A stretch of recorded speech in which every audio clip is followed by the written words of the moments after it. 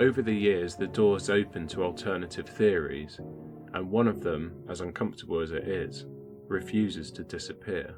And that's, could Gary have been responsible for this? It's a question investigators and families alike were forced to confront, not because of prejudice, but because of Gary's history. Gary had struggled with schizophrenia in the past. He had experienced psychotic episodes when unmedicated. He had had violent encounters on his record, incidents that, taken out of context, paint a troubling picture. And in this case, Gary is the only one who was never found. To some, that combination was enough to raise the question. Did something happen between the men? Did an argument escalate?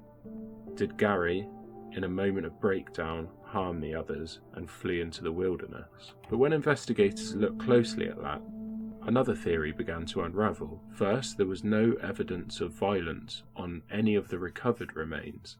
No blunt force trauma or defensive wounds. No signs of a struggle at all. Second, the logistics don't work that well. If one person was capable of harming another, there's no scenario where Gary could have forced 4 men across miles of mountainous terrain and deep snow without leaving evidence, without witnesses, and without a single sign of coercion. Third, Gary was reportedly stable and medicated at the time of the trip.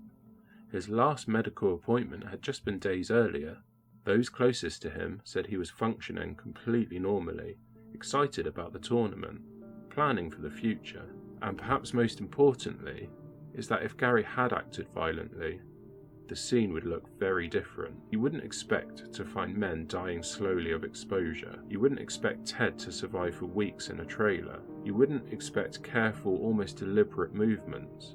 Shoes swapped, notes written, blankets carried. Those are not signatures of a sudden act of violence. They are the signatures of confusion, fear, and prolonged decision-making. And yet the theory about Gary never fully disappears because it tries to answer the question no one else can. Why was he never found? And why does his absence feel different from the others? And why did authorities later suggest privately that his fate may have involved foul play, without explaining how?